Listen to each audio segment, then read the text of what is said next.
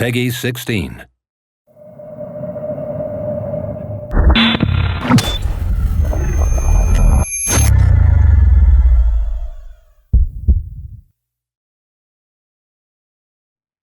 Don't forget who you are and where you come from. F. Scott Fitzgerald. Despite the best efforts of the nameless hero in previous installments, the world in Risen 3 Titan Lords is still on the brink of disaster. This time, however, a new hero has to step up, and he's got a very personal score to settle with the Titan Lords. You see, their relentless war has not only laid waste to most of the world and unleashed the dead from the depths of the planet, they've also stolen his soul.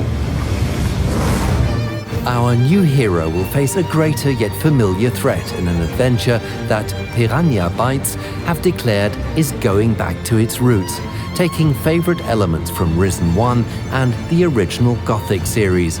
But what does that mean exactly? The handcrafted world. A key trait of Piranha Bytes games is the believable and authentic game worlds that they craft. This handcrafted world is one shaped by narrative. Nothing is there by chance, nothing is placed at random, and nothing is generated. Everything has its own look and purpose, and the larger world, crafted for Risen 3 Titan Lords, is no exception.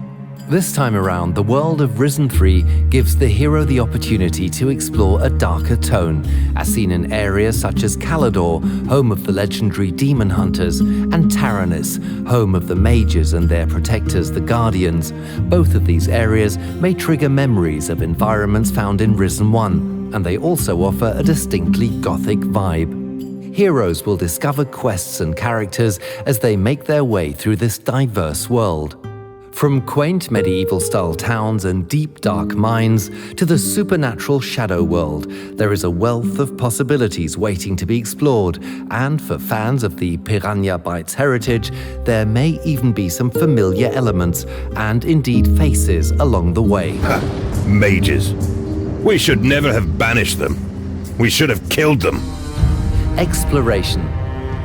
There's much to discover, and heroes are freer than ever to explore, whether it's treasure hunting in ancient ruins, roaming through forests or abandoned mines, and, for the first time ever in the Risen series, swimming off to uncharted areas, both with and without the aid of a map.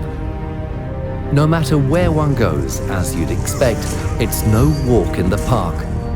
Deadly creatures are lurking behind every corner. And the world itself isn't much friendlier than the local fauna. The world contains many dangerous areas loaded with precarious paths, booby traps, dead ends, and of course puzzles. But in Risen 3, as ever, fortune favors the brave, and more often than not, exploration reaps rewards, be it gold, peculiar quests, legendary items, or even secret passages. Attitude.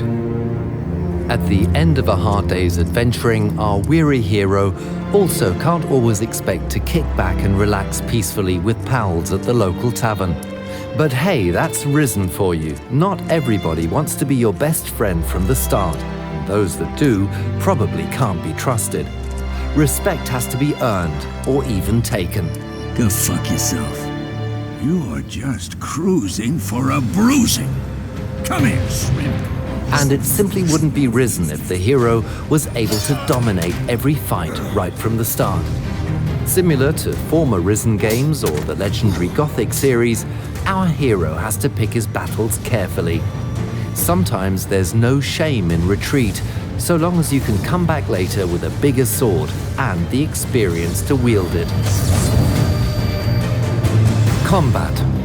However, hot-blooded heroes may meet a swift demise if they're not careful. The true hero is mindful of his opponents in combat and uses his full repertoire of skills. Fast attacks keep opponents on their toes, but they don't do excessive damage. Heavy attacks, on the other hand, do a lot of damage, but they also expose the hero's defenses. The key is to observe and find the best time to block, evade, counterattack, or even change tactics. Our hero has more combat options than ever before, allowing him to switch strategies seamlessly.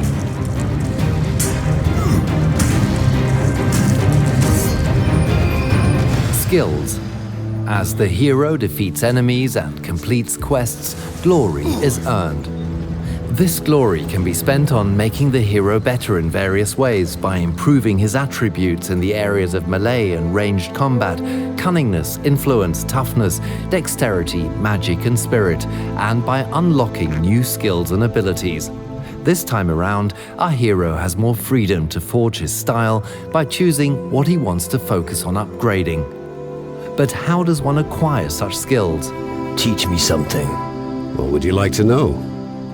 A staple of Piranha Bytes games are the skill trainers, who will help our hero reach new heights of greatness, and, of course, they're returning in force to Risen 3 Titan Lords. These NPCs will teach our hero perks which can unlock new abilities, if the hero possesses enough gold to make it worth their while, of course, and some will even offer to train unique skills only when the hero is officially part of their faction. So choose wisely, hero. Can I learn something from you? You're not a guardian, therefore I am not permitted to teach you any of our skills. But I think I could teach you a thing or two about fighting. Return of 3 factions. Speaking of factions, this time we're returning to the classic Risen 1-like setup of 3 competing factions in the world, to which the hero can prove his mettle. Each offering unique quests, abilities, spells, weapons, items, and tiered armors, depending on his level of worth and dedication to the faction of choice. The hero can choose to dip his toes into the guild, getting only what he needs to progress and no more, or fully immerse himself in their ways, being granted their progressively better equipment as a result.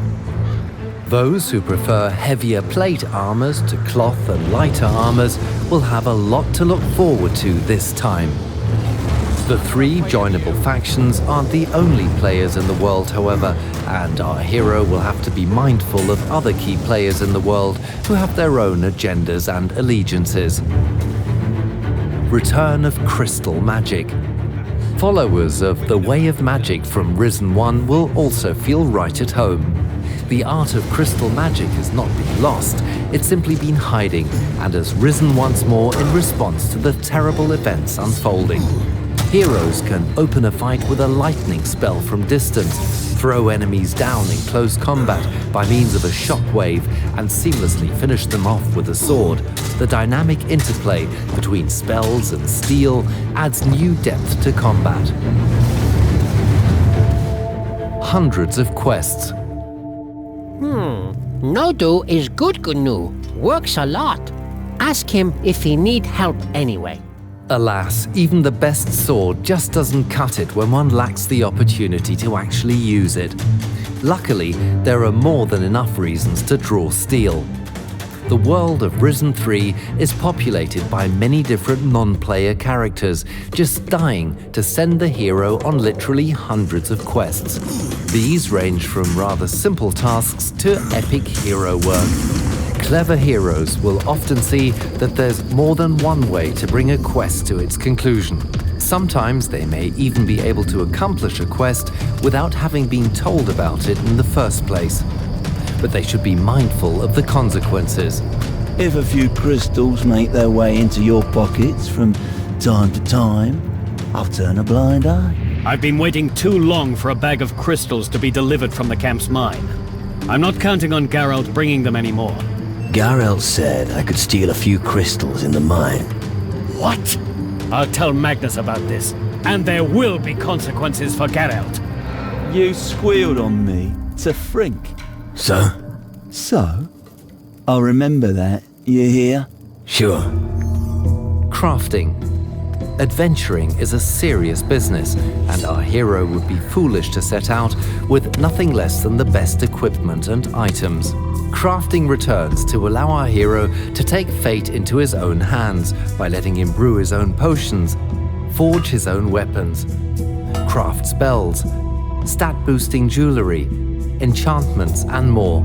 Thrifty heroes keen on crafting will know to keep their eyes open for the raw materials in the world, be it from plant life, mining ore, or liberating claws and teeth from hunted creatures.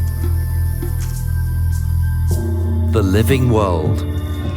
The brave hero sometimes earns a bit of downtime, and on occasion he can sit back and watch the inhabitants of the world go about their daily business, be it going to work and returning home, training for the troubles ahead, or simply spending their hard-earned cash in the taverns. Ah, customers! The dynamic day and night cycle is also perfect for kleptomaniacs. When everyone's asleep and no one's looking, sticky-fingered heroes can nick anything that isn't nailed down, so long as they aren't spotted. But they needn't worry about overloading their pockets. There's no such thing as over-encumbrance here. Risen 3 is made for players looking for a classic RPG experience, for players that harken back to the days and nights when games refused to hold their hand and left their path and destiny up to them. It's a game driven by these fans and built around their feedback. Thank you for joining us today.